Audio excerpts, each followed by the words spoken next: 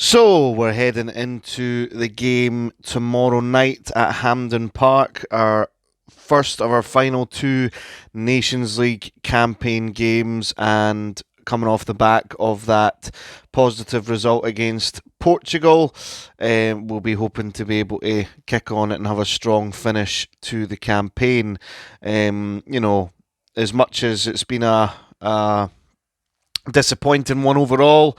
I think it's the level that we need to try and maintain to be at Nations League A if we want to have any sort of success at major tournaments, mainly for Scotland being getting out of the group stage for the very first time.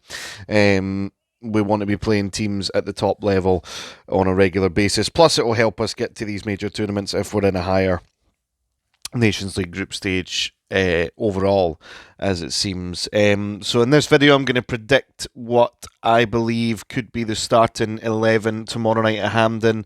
I will be at the game, so I will do a match reaction probably the day after, because it will be quite late by the time we get in to the game, and I'll give my prediction for what the result is going to be at the end of the video as well. So without further ado, let's get into the predicted starting 11. So, starting off in goals, I think it will be Craig Gordon. He started the last couple of games, had a really good game against Portugal. And with Angus Gunn still being injured, I think he's the main choice. And to be fair, when Gunn comes back in, if Gordon puts in a couple of good performances against Croatia and Poland, then Steve Clarke will have something to think about when it comes to the goalkeeping position. I personally would like to plan for the future, given the age of Craig Gordon. Nothing against him. I think he is an excellent goalkeeper on his day. I just believe that it's time to start bedding in, which we have done with Gunn, to plan for the future. Whether or not Gunn is the answer, in some of his last games, he's not been convincing. So it may be the case to go for someone else, but the goalkeeping position isn't a position where we've got a whole lot of options, in all honesty. But I do believe that Craig Gordon will be the starting goalkeeper tomorrow night. At right back, again, another one that's kind of being necessity through injury. It's either going to be Nicky Devlin or Anthony Ralston. I believe that Nicky Devlin should get the nod.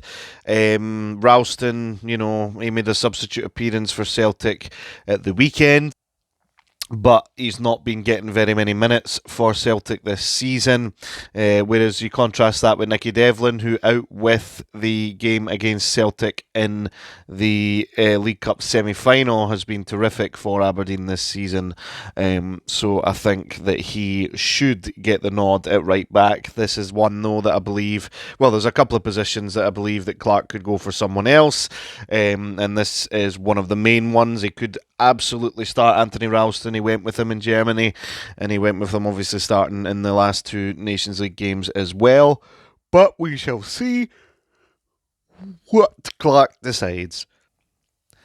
First to the centre half pairing, I would go for Scott McKenna. Again, this is one that Clarke could change. He could stick with the back line of Hanley and Suter. However, I'm going to make the changes because I believe that these two centre halves that I'm picking are better options than Hanley and Suter. I've made my feelings known on Grant Hanley before.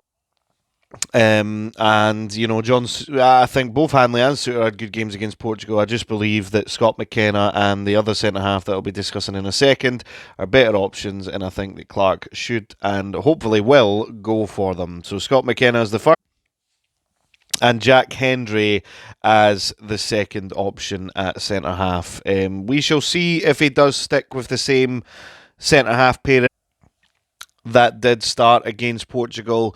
You can't really begrudge him if he did, because they managed to keep a clean sheet on the night. However, I do believe, like I say, that these two would be better options to play. Left back position picks itself. Andy Robertson, captain. He's always going to play unless he picks up a knock. Then, of course, it'll probably end up being Greg Taylor, since Kieran Tierney is, of course, still injured. So not much to say on the Andy Robertson one. I think this one's nailed on, to be honest. Another nailed-on position, I think, will be Billy Gilmore. He's just been such a good player for Scotland for quite a while now. Now starting to nail down that starting position in the team since Callum McGregor's retirement. I think he'll be properly nailed on for a start tomorrow. Again, all this being subject to anybody carrying any knocks or anything like that. Playing a little bit deeper, though, I believe, will be Ryan Christie. Replacing Kenny McLean in the starting 11 will be someone in a second. I'm sure you can guess who it is. But Ryan Christie plays that deeper role for Bournemouth, and he's had great success in doing so since he achieved promotion to the Premier League with Bournemouth. And I believe that Ryan Christie will keep his place in the starting 11, but play a little bit deeper tomorrow night. And replacing Kenny McLean in the starting 11, to probably no surprise, is going to be John McGinn. He's been one of the talisman for the country, along with, the likes of Scott McTominay for a fair bit of time now, although, I've seen a lot of people arguing that in recent appearances he's not been at his best and, he's not scoring, but I just think he just adds that extra spark to the team. His ability to hold up the ball and get us up the park is something that we sorely miss when he's not in the team, I believe, and he's obviously a major threat in front of goal for us, which we are severely lacking at the moment. So if he's got his shooting boots on, then he's going to be a massive asset to the team tomorrow night. The other talisman, of course, Scott McTominay, flying in Serie A this season, and he is the main man for goals for Scotland, it seems, at the moment, although he did miss that really good chance against Portugal to put us 1-0 up.